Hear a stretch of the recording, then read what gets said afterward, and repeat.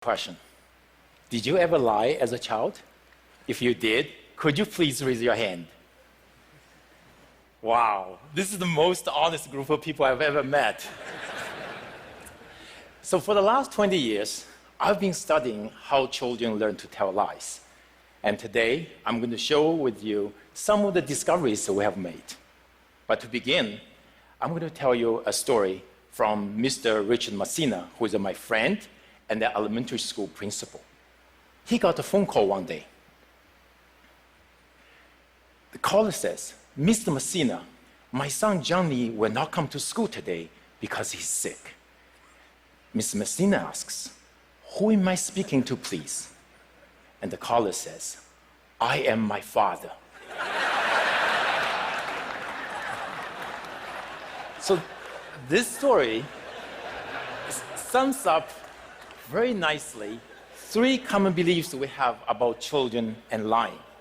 One, children only come to tell lies after entering elementary school. Two, children are poor liars. We adults can easily detect their lies. And three, if children lie at a very young age, there must be some character flaws with them, and they are going to become pathological liars for life. Well, it turns out all the three beliefs are wrong. So we have been playing guessing games with children all over the world. So here's an example. So in this game, we ask children to guess the numbers on the cards. And we tell them, if they win the game, they are going to get a big prize. But in the middle of the game, we make an excuse and leave the room. And before we leave the room, we tell them not to peek at the cards. Of course, we have hidden cameras in the room to watch their every move. Because the desire to win the game is so strong, more than 90% of children would peek as soon as we leave the room. The crucial question is, when we return and ask the children whether or not they have peeked, will the children who peeked confess or lie about their transgression? We found that regardless of gender, country, religion, at 2 years of age, 30% lie, 70% tell the truth about their transgression. At 3 years of age, 50% lie, and 50% tell the truth. At 4 years of age, more than 80% lie. And after 4 years of age, most children lie. So as you can see, lying is really a typical part of development. And some children begin to tell lies as young as 2 years of age. So now let's take a closer look at the younger children. Why some, but not all young children lie? As in cooking, you need good ingredients to cook good food. And good lying requires two key ingredients. The first key ingredient is theory of mind, or the mind reading ability. Mind reading is ability to know that different people have a different knowledge about the situation, and the ability to differentiate between what I know and what you know. Mind reading is important for lying is because the basis of lying is that I know you don't know what I know. Therefore, I can lie to you. The second key ingredient for good lying is self-control. It is the ability to control your speech, your facial expression, and your body language so that you can tell a convincing lie. And we found that those young children who have more advanced mind reading and self-control abilities tell lies earlier and are more sophisticated liars. As it turns out, these two abilities are also essential for all of us to function well in our society. In fact, deficits in mind reading and self-control abilities are associated with serious developmental problems such as ADHD and autism. So, if you discover your 2-year-old is telling his or her first lie, instead of being alarmed, you should celebrate. Because it signals that your child has arrived at a new milestone of typical development. Now, are children poor liars? Do you think you can easily detect their lies? Would you like to give it a try? Yes? Okay. So I'm going to show you 2 videos. In the videos, the children are going to respond to a researcher's question, did you peek? So try to tell me which child is lying and which child is telling the truth. So here's child number 1. Are you ready? Did you peek? No. And this is child number 2. Did you peek? No. Okay, if you think child number 1 is lying, please raise your hand. And if you think child number 2 is lying, please raise your hand. Okay, so as a matter of fact, child number 1 is telling the truth. Child number 2 is lying. Looks like many of you are terrible detectors of children's lies. Now, we have played similar kind of games with many adults from all walks of life. And we show them many videos. In half of the videos, the children lied. In the other half of the videos, children told the truth. And let's find out how these adults perform. Because there are as many liars as truth tellers. So if you guess randomly, there's a 50% chance you're going to get it right. So if your accuracy is around 50%, it means you are terrible detectors of children's lies. Okay, so let's start with undergrads and law school students who typically have limited experience with children. No, they cannot detect children's lies. Their performance is around chance.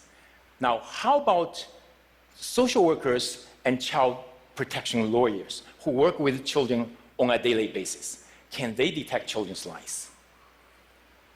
No, they cannot. What about judges, custom officers, and police officers who deal with liars on a daily basis? Can they detect children's lies? No, they cannot.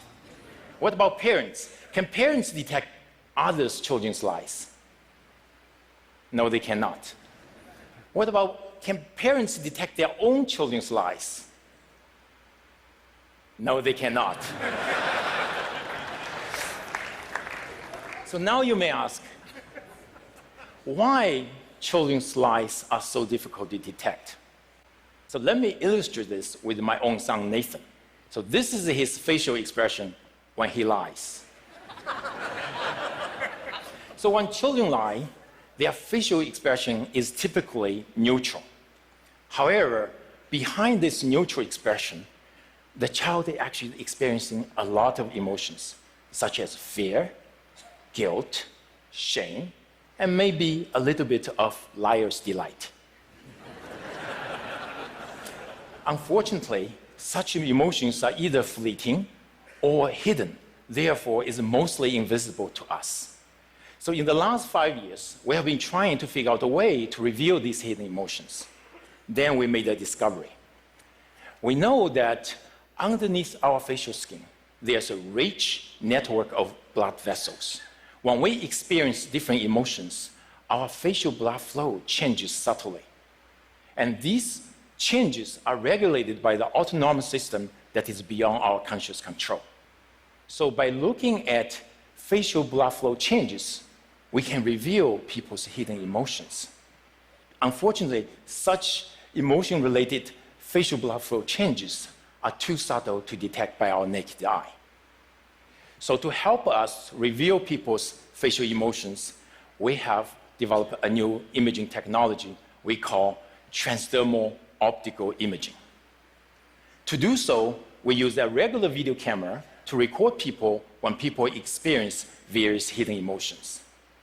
And then, using our image processing technology, we can extract transdermal images of facial blood flow changes. And by looking at transdermal video images, now we can easily see transdermal facial blood flow changes associated with the various hidden emotions. And using this technology, we can now reveal the hidden emotion associated with lying and therefore detect people's lies. We can do so non-invasively, remotely, inexpensively, with an accuracy at about 85%, which is far better than chance level. And in addition, we discovered a Pinocchio effect. No, not this Pinocchio effect. This is the real Pinocchio effect. When people lie, the facial blood flow on the cheeks decreases, and the facial blood flow on the nose increases. Of course, lying is not the only situation that will evoke our hidden emotions. So then we ask ourselves, in addition to detecting lies, how can our technology be used? One application is in education. For example, using this technology, we can help this mathematics teacher to identify the student in his classroom who may experience high anxiety about the topic he's teaching so that he can help him. And also we can use this in healthcare. For example, every day I Skype my parents who live thousands of miles away. And using this technology, I can not only find out what's going on in their lives, but also simultaneously monitor their heart rate, their stress level, their mood, and whether or not they are experiencing pain. And perhaps in the future, there are risks for heart attack or hypertension. And you may ask, can we use this also to reveal politicians' emotions? For example, during a debate. Well, the answer is yes. Using TV footages, we could detect the politicians' heart rate, mood, and stress, and perhaps in the future, whether or not they are lying to us. We can also use this in marketing research, for example, to find out whether or not people like certain consumer products. We can even use it in dating. So, for example, if your date is smiling at you, this technology can help you to determine whether she actually likes you or she's just trying to be nice to you. And in this case, she's just trying to be nice to you. So, transdermal optical imaging technology is at the